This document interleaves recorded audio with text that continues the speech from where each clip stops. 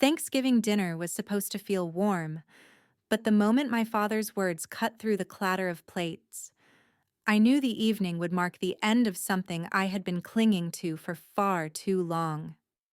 My fork hovered midair, a bite of sweet potato casserole sliding slowly back to the plate as he said it. "You're nothing but a leech. It's time for you to leave this house." The room froze. My mother avoided my eyes, prodding at beans she hadn't touched. My 17-year-old sister, Tessa, stared at her water glass. The antique clock in the living room ticked loud enough to fill the silence. A clock I had paid to repair. Just hours before, I had woken early to prepare the entire meal. I basted the turkey, mashed the potatoes, baked the pies. Then, proud of my promotion at work, I had shared the news at this very table.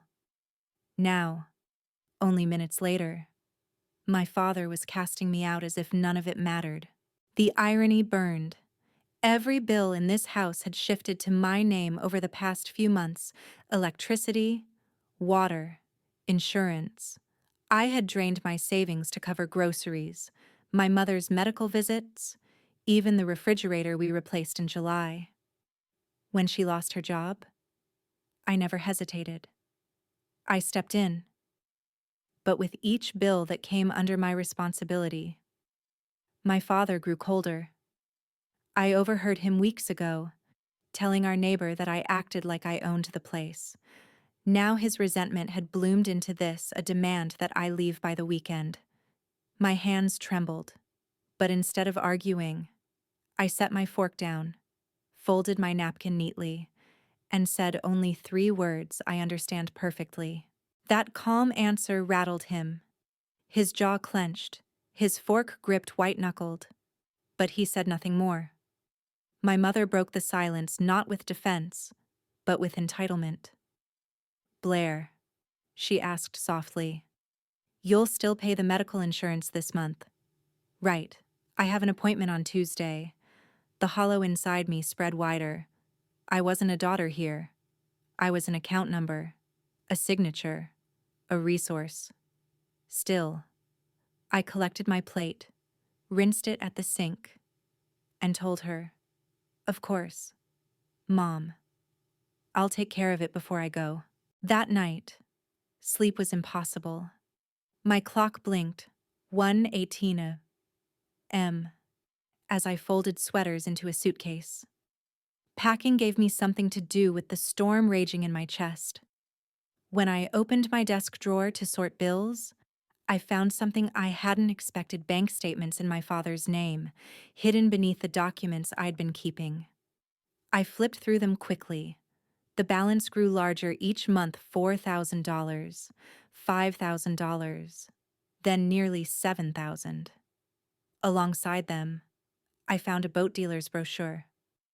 Notes in his handwriting read, "Down payment, $5,500.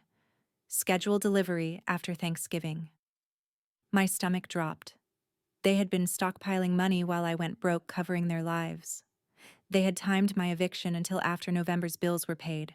The betrayal didn't stop there. Tessa slipped into my room quietly, finding me surrounded by open boxes and papers. Her voice trembled when she admitted what she knew: that Mom's medical appointments had been cosmetic fillers, paid through my insurance, and that Dad had already told her anyone warning me would suffer consequences. She confessed she'd overheard their plan weeks ago, how they were waiting for me to cover this month before cutting me loose. She looked so small then, torn between fear and guilt. I couldn't hate her for staying silent. She was still a child trapped in the same manipulation. But hearing her confirm what I'd suspected made the ground tilt under me. I pulled out a shoebox I had kept under my bed receipts, organized and dated, proving everything I had purchased: the desk, the laptop for Tessa, the new carpet, the refrigerator, all with my name on the credit card statements. A small defense against the gaslighting I had endured. Tessa asked me softly, "What would you do if you had to choose between standing up for yourself and keeping peace?" I had no easy answer. I only knew that leaving was survival. 3 days later, the family's narrative had already twisted. My Aunt Phyllis called, accusing me of abandoning my parents when they needed me most. She mentioned a family meeting being arranged to discuss my behavior. I ended the call before the lump in my throat could form. By then, I had already packed what I could carry during the hours my parents were at church, moving into my friend Drew's small apartment where a pull-out couch became my new bed. My life had been reduced to 4 boxes and 2 suitcases, but at least they were mine. At Drew's, I began Operation Financial Freedom. I canceled automatic payments, called utility companies, and removed myself from every account tied to that house. The representatives often sounded surprised or even amused that I was voluntarily ending responsibility for someone else's bills. My savings, once over $9,000, had shrunk to $763. I had nearly bankrupted myself. But with each call completed, a layer of weight lifted. The relief was fragile. My phone lit up constantly with texts from cousins, messages filled with judgment and half-truths. My parents painted me as unstable, selfish, abandoning them without reason. The guilt clawed at me. But when Drew and her roommate Max distracted me with laughter and even their golden retriever's slobbery insistence, I felt something I hadn't in months' lightness. But the war wasn't over. My mother's voice crackled through the phone days later, angry and desperate. The power was out, the internet down, her insurance denied. I told her calmly that I had stopped paying for things that weren't my responsibility. She shifted from anger to manipulation, begging me not to abandon family. The word rang hollow. Family doesn't call their daughter a leech. I hung up before her excuses could claw back into me. For the first time in years, I was choosing myself. The first Saturday in December, I walked past the bakery window downtown, powdered sugar frosting the air, and realized I was breathing easier. My stomach still twisted when I thought of home, but the constant dread that had clung to me like a second skin was loosening. I was beginning to build a life that wasn't tethered to utility bills and guilt. Drew encouraged me to look at my finances differently. We spent an entire Sunday sprawled across the living room rug with notebooks, calculators, and mugs of coffee. Max chimed in with his own budgeting hacks apps for tracking every cent, ideas for meal prep that saved money without tasting like punishment. For the first time, I wasn't planning survival around my parents' needs but around my own future. At work, my promotion gave me more leverage, and I threw myself into projects that distracted me from the ache of betrayal. My boss noticed my focus and mentioned new leadership opportunities on the horizon. That tiny glimpse of possibility kept me moving. But then the storm found me again. My Aunt Phyllis showed up at my office unannounced, a disapproving figure in her heavy coat, clutching a folder stuffed with papers. She didn't sit, just leaned across my desk, eyes sharp. "Do you understand what you've done to your parents? They're drowning. Blair. You've left them with nothing. They're selling the boat you ruined their plans for." I froze. Boat. The proof in my suitcase flashed in my mind: the brochure, the notes in Dad's handwriting. I opened my mouth, but no words came. Aunt Phyllis slammed the folder down.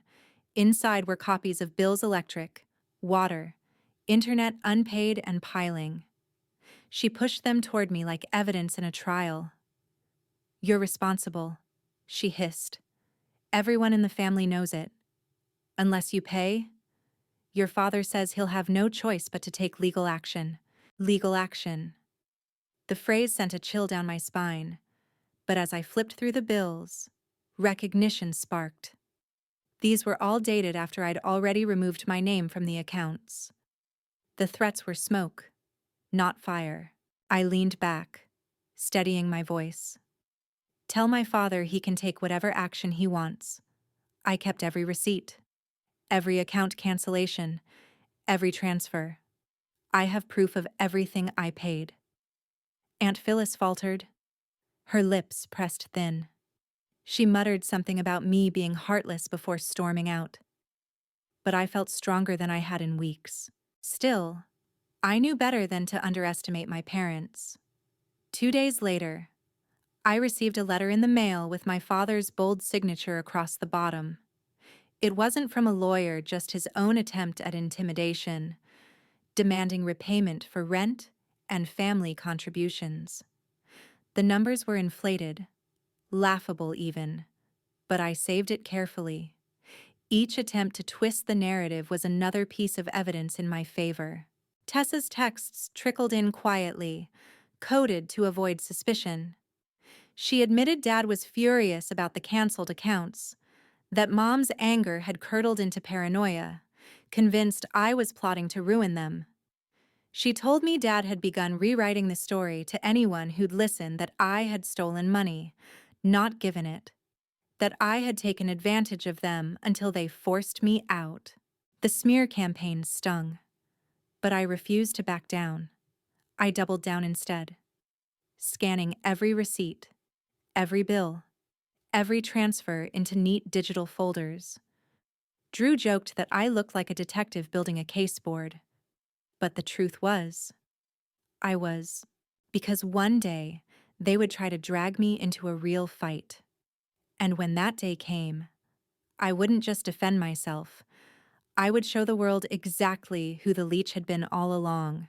The first real test came on Christmas Eve. I had managed to avoid my parents for weeks, declining invitations and silencing their calls. But Tessa begged me to come by for at least an hour. "Please," she whispered over the phone. "If you don't, Dad will say you abandoned us for good.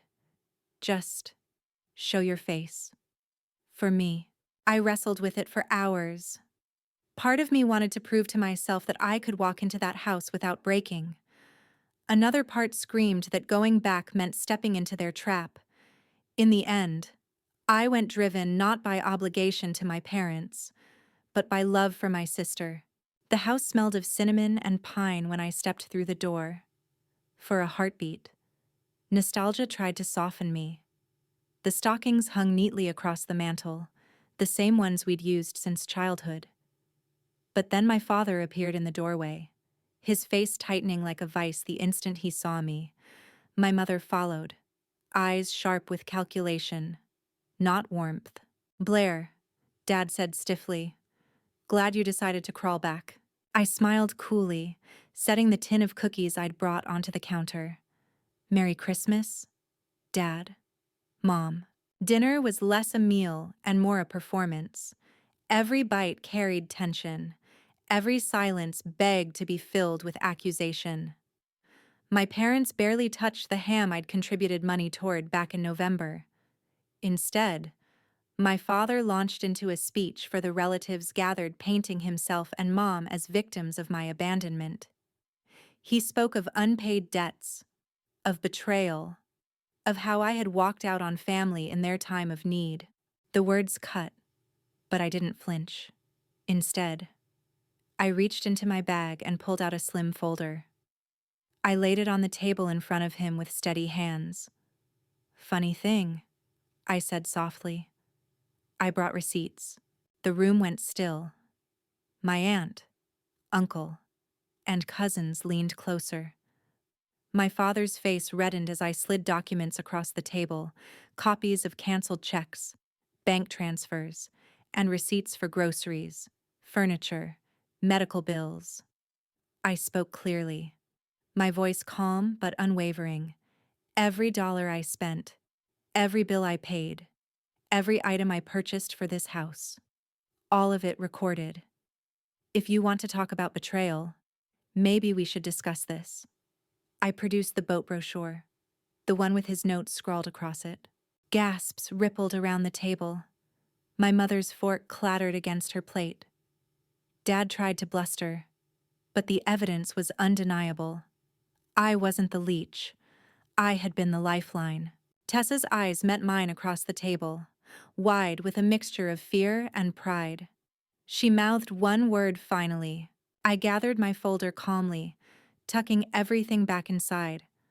"I didn't come here to fight," I said, standing. "I came because I love my sister, but I won't let you keep lying about me.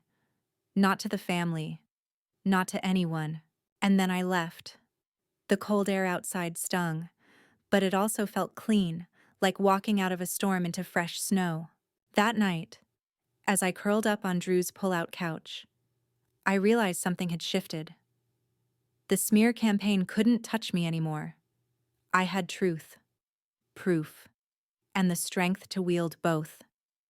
My parents had wanted me to leave with nothing.